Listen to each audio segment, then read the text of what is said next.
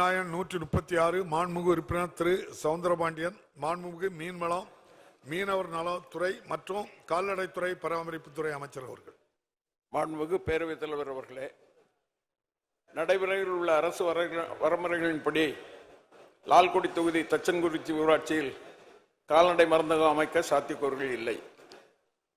மாண்புமிகு உறுப்பினர் சவுந்தரபாண்டியன். மாண்புமிகு பேரவைத் தலைவர் அவர்களே, கடந்த முறையும் இதேபோன்று பெருநல்லூரில் கால்நடை மருத்துவமனை அமைக்க வேண்டும் என்று கேள்விக்கு பதிலளித்த மாண்புமிகு அமைச்சர் அவர்கள் கால்நடைகளின் எண்ணிக்கையும் தூரத்தையும் கணக்கிட்டு வாய்ப்புகள் இல்லை என்று கூறினார்கள். எனவே இதை மாண்புமிகு முதலமைச்சர் அவருடைய கவனத்திற்கு எடுத்து சென்று கால்நடைகளுடைய எண்ணிக்கையும் தூரத்திற்கும் தளர்வு செய்து இந்த கிராமத்தில் கால்நடை மருத்துவமனை அமைக்க அரசு முன்வருமா என்பதனை தங்கள் மூலம் அறிய விரும்புகிறேன். மாண்புமிகு அமைச்சர் அவர்கள். மாண்புமிகு பேரவைத் தலைவர் அவர்களே, இன்றைக்கு பல்வேறு வகையில பல்வேறு இடங்களிலிருந்து ஏறக்குறைய 800 கோரிக்கைகள் தொடர்ந்து கால்நடை கலைநிலையம் அமைக்க வேண்டும், கால்நடைகள் அமைக்க வேண்டும் என்று கோரிக்கைகள் வந்தவுடன் இருக்கின்றது. அந்த வகையிலே தமிழகத்தினுடைய முதலமைச்சர் அவர்களுடைய மேலான கவனத்திற்கு கொண்டு நிதியில் கேட்ட அது செய்யப்படும் என்ற வகையில் சொன்னாலும் இன்றைக்கு மாண்புமிகு தமிழக முதலமைச்சர் நடமாடும் கால்நடை மருத்துவ அலகுகள் தோற்றுவித்திருக்கின்றார்கள். மாண்புமிகு தமிழக முதலமைச்சர் அவர்களால் 20/8/2024 என்று துவக்கி வைக்கப்பட்டது.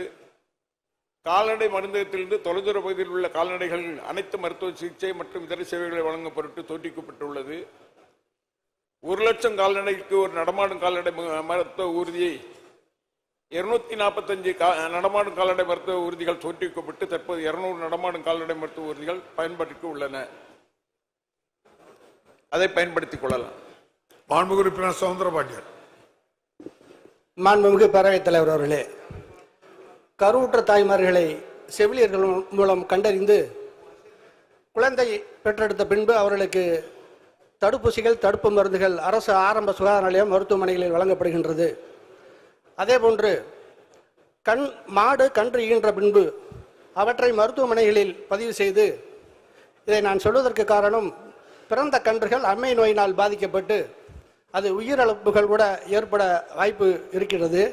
எனவே அதுபோன்ற கன்றுகளுக்கு அரசின் மூலம் தடுப்பூசிகள் வழங்க அரசு முன்வருமா என்பதனை தங்கள் மூலம் அறிய விரும்புகிறேன். மாண்புமிகு அமைச்சர். மாண்புமிகு பேரவைத் தலைவர் அவர்களே, இந்த நிலைகளெல்லாம் அறிந்த மாண்புமிகு தமிழகத்தினுடைய முதலமைச்சர் அவர்கள் ஒவ்வொரு கிராமத்தில் இருக்கின்ற கால்நடைகளையும் பாதுகாக்கப்பட வேண்டும் என்ற வகையில் தான் இன்றைக்கு நடமாடும் கால்நடை மருத்துவ நிலையத்தை ஏற்பாடு செய்து எந்தெந்த பகுதிக்கு அடிப்படை தேவை இருக்கின்றதோ அந்த பகுதிக்கு அதை பயன்படுத்துகின்ற வகையிலே 240 கால்நடை நடமாடும் மருத்துவமனை அமைத்திருக்கின்றார்கள். அது 200 பயன்படுத்தப்பட்டு வருகின்றது. அந்த வகையிலே மாண்பு உறுப்பினர் சொல்கின்ற இடங்களும், அதுவும் குறிப்பாக அவர்களுடைய கேட்ட இடங்களுக்கும் ஒரு கால்நடை ஊர்தி என்பது ஏறக்குறைய ஒரு நாளைக்கு 2 பஞ்சாயத்துகள் என்ற விதம் தொடர்ந்து இது போன்ற ஆய்வுகளை செய்கின்றார்கள் என்பதை சொல்லிக்கொள்ள கடமைப்பட்டிருக்கின்றேன்.